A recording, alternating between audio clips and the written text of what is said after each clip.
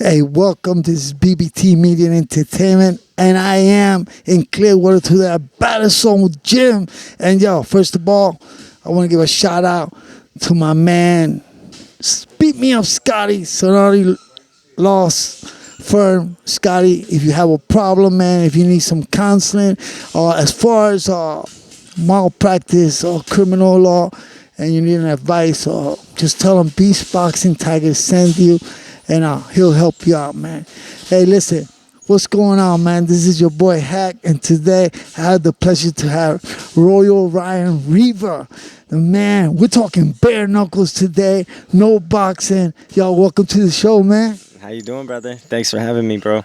Hey, listen, man. Last week, you fought at the casino, the bare knuckle 57, man, and you came up with a vicious victory.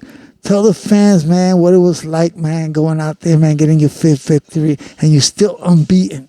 Man, let me tell you something. There's just something about that fight game, man, to where, it's like a drug, man. There's no better feeling than getting your hand raised, especially after a long first couple rounds. You know what I mean? If anybody goes in there and watches the fight, you'd understand what I'm talking about. But without adversity, man, there's nothing. So, and it's just part of my life, man. I've been put through so much shit, whether it was self-inflicted or, stuff that I couldn't control, but it's all a test, man, on how you gonna handle it. And, Friday night was just another test for me on, how mentally and physically tough are you. And, well, he fucked around and he found out. Hey, listen, exactly. That's what we want to talk about, man, because how you ended up with Coach James and Coach Stefan here, a great family, great coach, Battlezone Gym professional. They have a lot of boxers in the professional. They've had a lot of talent. I just found out that Coach got Coach of the Year. So I need to congratulations to Coach James, Coach of the 2023 Coach of the Year. Hey, listen, man, that's what's happening out here in Clearwater. Florida boxing is taking over, but now we're going to be talking the rest of bare knuckles, because this is the new sport that is rising, man. It's just taking, just like UFC, it's just spreading like fleas, man. Bare knuckles. When people hear about bare knuckles, Ryan, they say, "Oh man, that it's just too brutal." Because I know that there's a lot of caution. I've spoken to a few fighters from bare knuckles in the past when they were here at the Lakeland, and they broke us down. And I actually saw with myself how they will call a timeout. Normally on a boxing, you will get hit a low blow behind the head. You get 5 minutes. Bare knuckle, they give you as much time as you need. Can you explain that? Really, I can't, but I guess it's just because it's a little bit tougher, man.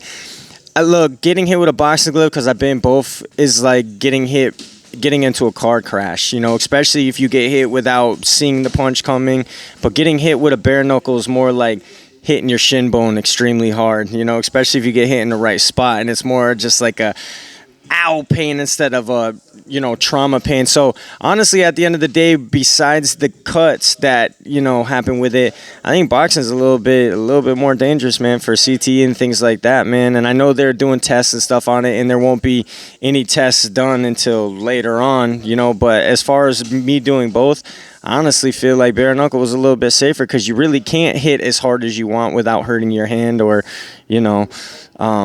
basically just busting your hand, man. You got to really be calculated. You got to be accurate with the punches you're throwing, man. And that's just what I am, and that's why it fits me so well. I wasn't the greatest amateur boxer nor the greatest boxer. I had all the talent in the world, but I understand fighting and I understand bare knuckle a lot more. And I just fell in love with it, man. After another 4-round war, looking pretty damn clean. Had a little black eye. Didn't get no cuts. My hands should be ready to go in the next week or so. But I'll be back in the gym on Monday, man, with these guys. Hey, this is what I'm talking about. It amazes me because one punch can just slice you up. In boxing, even a jab can cut you.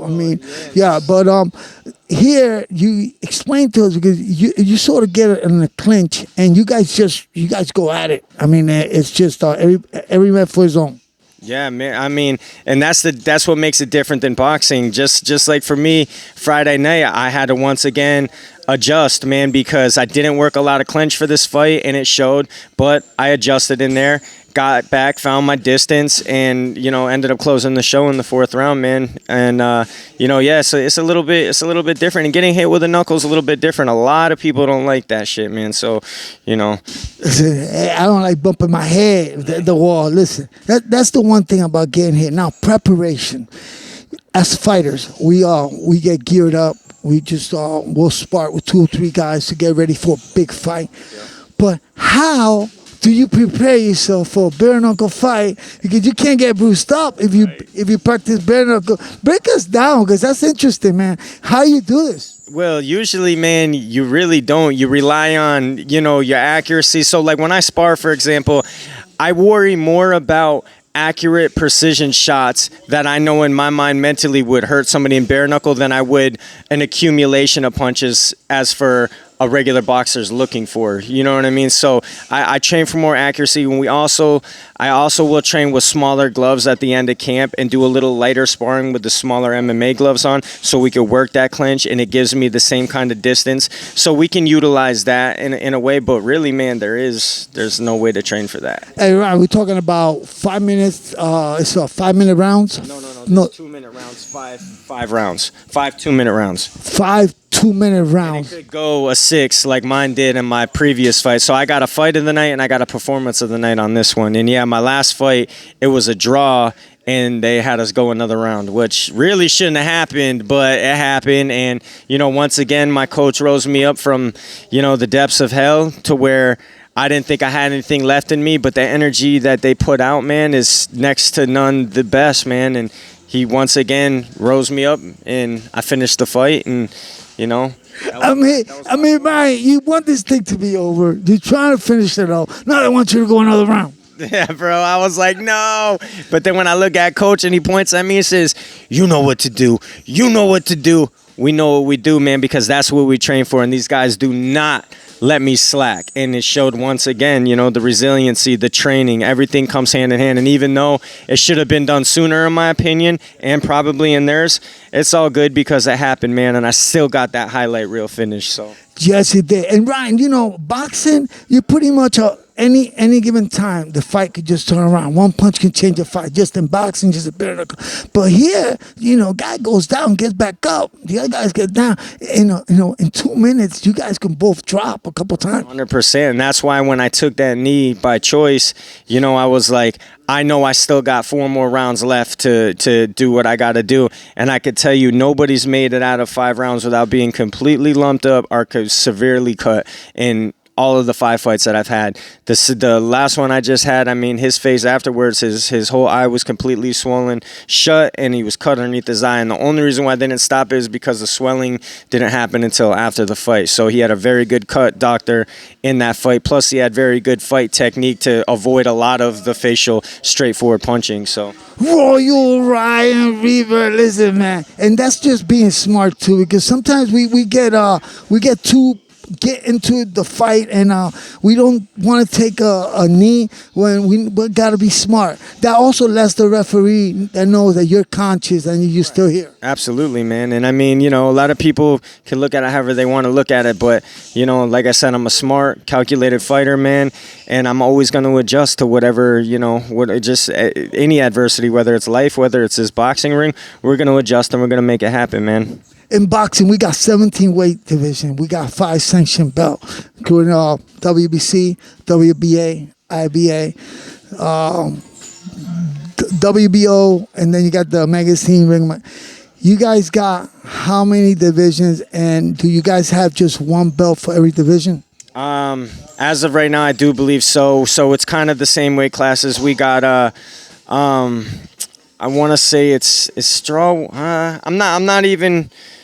What weight you're in right now? I'm a bantamweight. Bantamweight is 135. Then we got flyweight. Flyweight is the 125. We got featherweight, which is 145. We got middleweight, which is 155, I believe. And then it goes up 65, 75 in increments of 10. So there's no smaller weight. You know what I mean? You could do catch weights, but I don't think for belts you could do catch weights. Actually, though, so this is what you've been fighting at 135 right now. This is all your fights been at 135. Yes, sir. And that's what you're focusing on, becoming a world champion at 135. I will be a world champion at 135. If not next, my time is coming. Hey, listen, I want to ask you condition-wise, but you know what? We're going to take a break, and we'll be right back because we got so much to talk here. We're Royal Ryan Reber, man. This guy is 5-0, coming out of Battle Zone right here, Boxing Gym in Clearwater. We'll be right back after this because we got a lot to come, man. We'll be right back after these messages, man.